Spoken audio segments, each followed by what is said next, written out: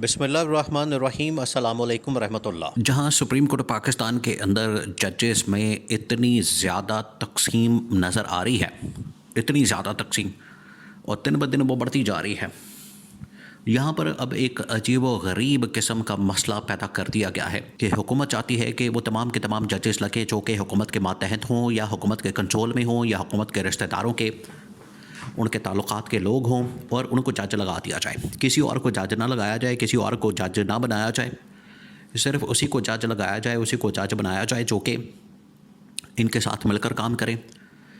इनके हक़ में फ़ैसले दें और इनकी सारी बात को मानें। जिस तरीके से, वैसे कमाल की बात है, जिस तरीके से, ये बड़ी कमाल की बात है, जिस तरीके से ये गवर्नमेंट जो है वो बड़ी बूट पॉलिश करती है और गवर्नमेंट जो है वो जिस तरीके से जी हुजूरी करती है, ये बिल्कुल उसी तरीके से यहाँ पर जजेस को अपने साथ मिलाना चाहते हैं कि वो भी हमारे साथ मिल जाए। और ये जो गठजोड़ का मॉडल है जिसमें इस्टेब्लिशमेंट, अदलिया, हुकूमत, इदारे,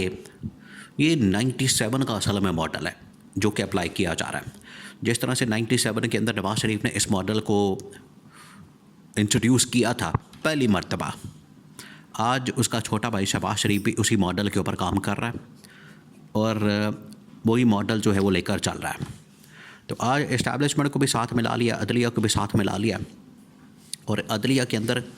जिस तरीके से तकसीम होती चली जा रही है वो बड़ी तबाहकुन है। पहले जो है वो इस्लामाबाद हाई कोर्ट के अंदर अपने मर्जी के जजेस लगाए गए, वहाँ पर तकरीबन को 4-5 जजेस ला के बैठा दिए गए, और 5 जजेस आज भी उसके ख़िलाफ़ बगावत पर उतरे हुए हैं और वो नए आने वाले जजेस को मानने से इनकारी है। बिल्कुल उसी तरीके से अब लाहौर हाई कोर्ट के अंदर भी तैनातियाँ की गई हैं। लाहौर हाई कोर्ट के अंदर भी इसी तरह से जजेस को तैनात करके, तकरीबन को 9 के करीब जजेस तैनात करके इन्होंने लाहौर हाई कोर्ट का भी बेड़ा गर्क कर दिया है। तो जैसे सुप्रीम कोर्ट पाकिस्तान के अंदर बेड़ा गर्क किया गया, बिल्कुल उसी तरीके से इस्लामाबाद हाई कोर्ट में, और ये सिलसिला चलते चलते लाहौर हाई कोर्ट तक पहुंच गया। फिर ये होना है सिंध हाई कोर्ट में और फिर बलूचिस्तान हाई कोर्ट में। और इसको देखें करने वाला कौन है, इसको करने वाला वो काजी फाइज ईसा, जो कि गुमनामी में तो चला गया लेकिन उसका नाम एक बार फिर से सामने आया चीफ इलेक्शन कमिश्नर के लिए। आप हैरान होंगे कि एक बंदा कितनी वो सहूलतकारी करके गया है इस गवर्नमेंट के लिए, इस हुकूमत के लिए, कि हुकूमत को उसके एहसान का बदला उतारने के लिए उसको दोबारा से चीफ इलेक्शन कमिश्नर तैनात करना पड़ा है, और उसका नाम गर्दिश कर रहा है, उसका नाम जो है वो चल रहा है मीडिया के अंदर कि उसको चीफ इलेक्शन कमिश्नर तैनात किया जा सकता है।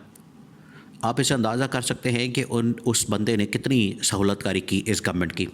और ये उसी का आइडिया था कि पूरे पाकिस्तान के अंदर जो है आप अगर अदलिया को कंट्रोल करना चाहते हैं तो ये वो सिस्टम है, ये वो निज़ाम है, ये वो शिक्के हैं, आप 26वीं आईनी तरमीम के अंदर डाल दें तो उसके बाद पूरी की पूरी अदलिया सुप्रीम कोर्ट पाकिस्तान से लेके नीचे सेशन कोर्ट तक वो सारी अदलिया आपके कंट्रोल में आ जाएगी। ऐसे तो नहीं, अभी चंद दिन पहले, 2-4 दिन पहले रमज़ान शुगर मिल्स का केस लगा हुआ था, वो आखिरकार ख़त्म हो गया, वो अदालत ने इनको बरी कर दिया, शहबाज शरीफ को और हमज़ा शहबाज को। क्यों किया क्या? वो उसके अंदर जो मुद्दई था वो आके वहाँ पर बात कर रहा है, तो मैं तो जानता ही नहीं शहबाज शरीफ को या हमज़ा शहबाज को, मेरा तो उससे कोई ताल्लुक़ वास्ता नहीं, मैं तो उसके ऊपर केस कोई किया ही नहीं। आप इससे अंदाज़ा कर सकते हैं कि किस किस्म के जजेस और अदलिया और किस किस्म के केसेस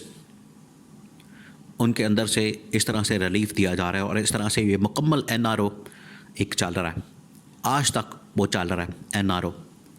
तो ये अदलिया के अंदर इस तरह के जजेस लगाने का मकसद यही है ताकि अपने हक़ में फ़ैसले लिया जाए, जिसकी वाज़ेह मिसाल अभी चंद दिन पहले जब रमज़ान शुगर मिल्स केस का फ़ैसला आया तो उसके अंदर वो फ़ैसला सामने आ गया। उसके अंदर ये फ़ैसला जो था वो ये शहबाज शरीफ और हमज़ा शहबाज के हक़ में आ गया। तो इससे आप अंदाज़ा कर सकते हैं कि ये कैसे पूरा सिस्टम इस वक्त इन्होंने मुकम्मल तौर पर अपने कब्ज़े में कर लिया है। अब सुप्रीम कोर्ट के अंदर ये जो इस वक्त नया मसला पैदा हो गया है वो ये कि सुप्रीम कोर्ट के दोबारा से 4 जजेस ने ख़त लिख दिया। पहले इस्लामाबाद हाई कोर्ट के 5 जजेस ने लिखा, फिर लाहौर हाई कोर्ट से सामने आए, और अब एक बार फिर से सुप्रीम कोर्ट पाकिस्तान से 4 जजेस ने ख़त लिख के मंडे वाले दिन होने वाला, यानी कि 10 फरवरी को होने वाला इजलास मुलतवी करने का डिमांड की है, मुतालबा किया है और कहा है कि ये जो 10 फरवरी को इजलास होने जा रहा है जुडिशल कमीशन का, इसको आप रोकें और उसके अंदर पूरी चार्जशीट बयान की गई है। 26वीं आईनी तरमीम के तनाजुर में जो वाक़यात हुए हैं वो 4 जजेस ने उड़ा के रख दिया है। 4 जजेस बड़े दबंग किस्म के, justice Mansoor Ali Shah number 1, number 2 justice Munib Akhtar, number 3 justice Athar Minallah, number 4 lady जज जस्टिस आयशा मलिक। ये तमाम जजेस के ऊपर भारी पड़ गई है ये खातून जज, या अफरीदी समेत और अमीरुद्दीन खान समेत। वो आइन और कानून के मुताबिक खड़े नहीं हो सके मेरिट के ऊपर और अपने हलफ के ऊपर खड़े नहीं हो सके, जो इस खातून जज ने खड़े होकर दिखा दिया। ये मर्दों से ज़्यादा ताकतवर और मजबूत जज साबित हुई है जस्टिस आयशा मलिक। उसने चीफ जस्टिस को कहा कि 26वीं आईनी तरमीम के तनाजुर में जो इतने फैसले हो रहे हैं, तैनातियाँ हो रही हैं, जजेस को लाया जा रहा है, सबसे पहले तो 26वीं आईनी तरमीम की हैसियत और उसकी पोजीशन का तयन होना चाहिए और फिर उसके बाद उसके फ़ैसले जो है वो अमल दरामद उनके ऊपर होना चाहिए। लेकिन यहाँ पर जो है वो लोटामारा लगा हुआ है कि 26वीं आईनी तरमीम जिस तरीके से, और इमरान खान ही उसमें पटिशनर है, इमरान खान ने ही 26वीं आईनी तरमीम को चैलेंज करके रखा है और इमरान खान चैलेंज करने वाला है इस गैर आईनी गैर कानूनी 26वीं आईनी तरमीम को। और ये 26वीं आईनी तरमीम के बाद से ही ये सारा मामला शुरू हुआ जिसमें supreme court of Pakistan, Lahore high court, Islamabad high court, वहाँ पर अपनी मर्ज़ी के जजेस तैनात किए जा रहे हैं। तो 4 जजेस ने ख़त लिख के एक बार फिर से बता दिया कि वहाँ पर सुप्रीम कोर्ट ऑफ पाकिस्तान के अंदर जो इतने जजेस तैनात किए गए, भर्ती किए गए, आईनी बेंच बनाया गया, या अफरीदी को चीफ जस्टिस बनाया गया और पता नहीं अंदर कौन कौन सा जज जो है वो लगा दिया गया। ये तमाम के तमाम जो जजेस हैं इनको इन 4 जजेस ने उड़ा दिया और तकसीम और डिवाइड जो है वो बढ़ती चली जा रही है, कम होने के बजाय मज़ीद उसके अंदर इजाफ़ा हो रहा है। और ये डिवाइड आखिरकार पूरी की पूरी अदलिया और पूरी की पूरी जो अदालती निज़ाम है उसको लेके बैठ गई है, उसके बिल्कुल निज़ाम को तबाह बर्बाद कर दिया है। अब ये मामला कहीं रुकने का नाम नहीं ले रहा, वकला भी सड़कों पर है, जजेस भी इंसाफ के लिए तरबतर फिर रहे हैं और ये इन्होंने पाकिस्तान का हाल कर दिया है। इसी वजह से इमरान खान इनके ख़िलाफ़ एहतजाज पर एहतजाज करने का कायल है कि जितना एहतजाज होगा उतना ही